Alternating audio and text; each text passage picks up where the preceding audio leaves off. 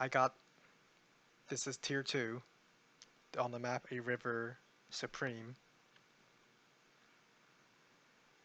Yeah, this is a Grimm Alt. And like, I'm like 1200 right now, and I see a Grimm up here. I think this person definitely knows what they're doing for me to be able to get paired with it. Sorry.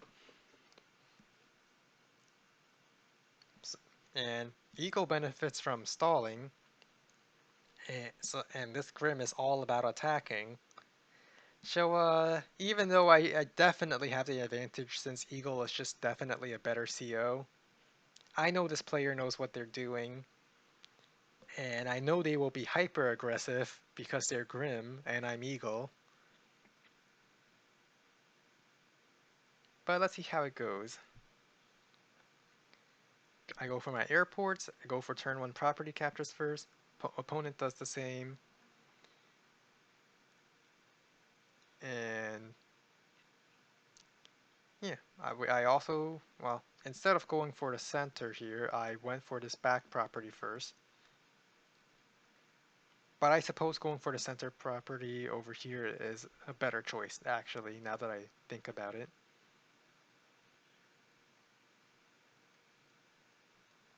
Because they're now capturing both of these properties and I'm only getting one of them. I go for my comm tower. The thing about comm towers is, yeah, I do like this map, but it can be a little annoying to get around the river.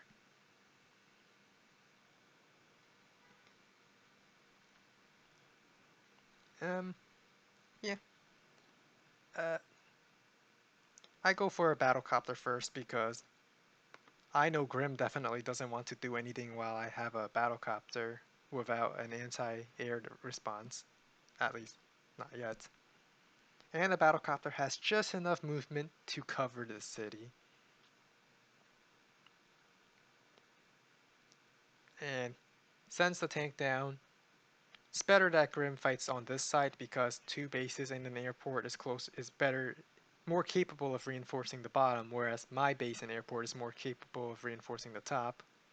Anti-air as expected, which means I should start getting tanks. And I have the money to get 2 tanks this turn. I continue sending my battlecopter down just to chase off this tank. If I ever need a battlecopter up here, I can easily reinforce it, so I decide to send a battlecopter down. And I spent 2 tanks to focus down that anti-air. They get an artillery, so I say I'm going pretty aggressive myself because I decided to go a little more aggressive because I know that the artillery won't come into play for a long time due to the slower movement and the inability to attack and move on the same turn. Plus, I see a nice juicy tank here. That's within 2 turns of my base. And if something's within 2 turns of my base, I go for it. Well, eventually. My battlecopter, yep, there it is. And I tried to kill it, didn't quite get it, but it's effectively dead. And by attacking over here, I have established that the fight is going to be up here. The anti-air will move up to kill my battlecopter because that's what the anti-air is for. So I'm happy to take this shot. I got the first strike. The anti-air moves in, but I can kill it off since I have 2 tanks that are capable of attacking it, and the artillery is still too far away to really support the anti-air right now. And so uh, the battlecopter is protecting this tile, so I can only attack from the top. So I do that. And I move my anti-air in. Would it have been better if I attacked the tank from using a tank here? Maybe. If the battlecopter does attack it, I can just continue trading units, which I'm perfectly fine with since it means I'm charging my power. and I would like to charge it as soon as possible because once I lightning strike, I will win.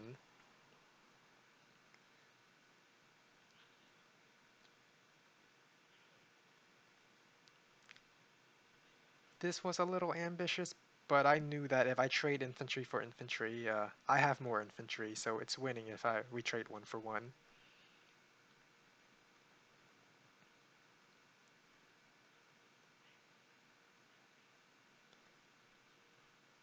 But I am aware that Grim powers will come way into play way faster than a lightning strike. And I do not like that they are getting a little close to me, so I shift my forces up. I want the fight to be closer to my base than their base,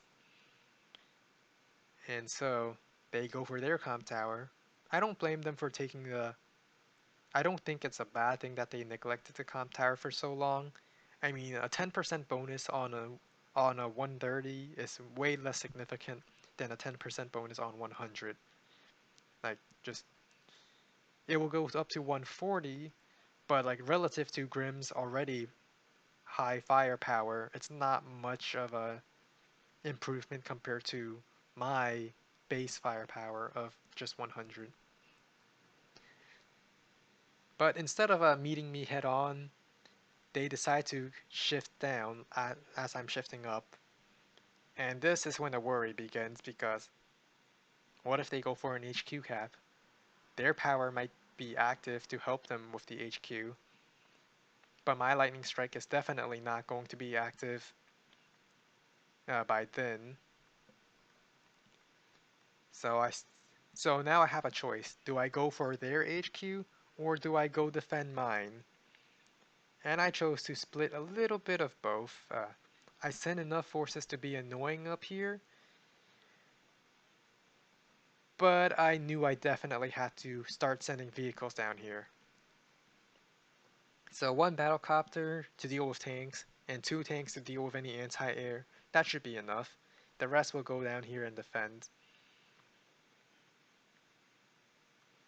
And they pick off my infantry, they start attacking my black boat. Oh, it's a little scary. With Grimm units attacking the defensive black boat on the HQ, that's a little scary, along with infantry that's very close to it.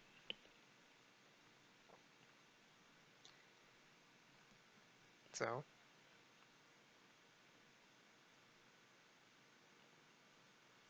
I don't know why they didn't. I don't know why this infantry didn't do anything. Maybe they could have attacked my city here. I don't know actually. But I go after their black boat. I gave Grimm his power in the process. So there's a little bit of a miscalculation by my end. If you notice, I did 2 HP of damage with my battlecopter. Then I did 2 HP of damage from my tank. So I thought, alright, battlecopter does similar damage as a tank on against a black boat. So when I took out the damage calculator, I saw a Grimm battlecopter could do a lot towards my black boat. And because of what happened up here, I assumed his tanks, I didn't check this part in the calculator, but I assumed his tanks would do the same amount to my black boat simply because I did 2 HP with both my units. So I was like, wait a minute. What if he attacks, begins capturing, starts creating a wall with whatever units he have left? Oh no, that is a bad thing. Of course, this is not true. Tanks do less damage against black boats than battlecopters, but for whatever reason, I thought tanks would do the same damage as the battlecopter against the black boat. I mean, they do the same against tanks, they do the same against foot soldiers, they do the same against...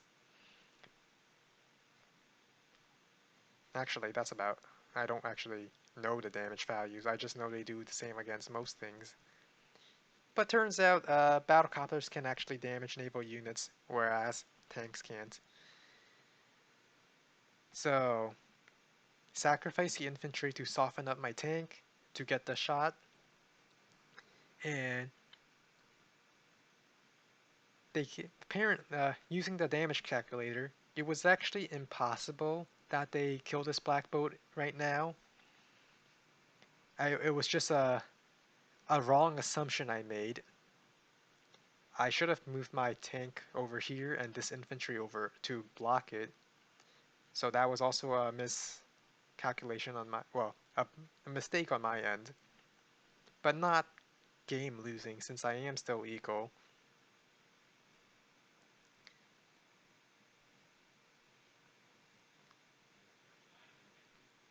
But I survived the Grim Power, so now I just have to make sure I don't get HQ capped. I sacked the tank here so I can break through, and battlecopter. There is no anti-air, so a battlecopter is absolutely necessary to, well, not necessary, but it will help me get across the river, and they don't have any defense against it. So I kill off this tank, then block the way so my battlecopter stays alive, and then I proceeded to just surround that tank so it can't go anywhere. This tank won't be able to kill the infantry. There is no power, so damage calculator says it's not happening. Their mech does get a shot on my tank though, but that's fine because I survived the power and that's all that's necessary. Well, that's all I wanted to do, and that will win the game now.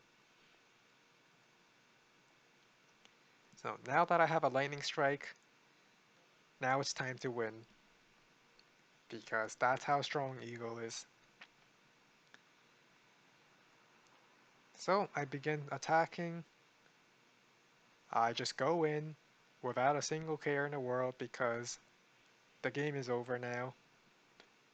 Grimm was not able to win before a lightning strike. And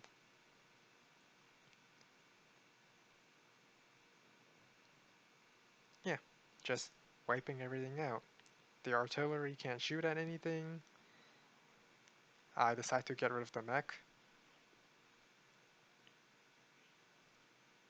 And I think I one-shot their battlecopter here. Yeah, I did. Even if they can attack my battlecopter back, I still have another battlecopter here that can cover it.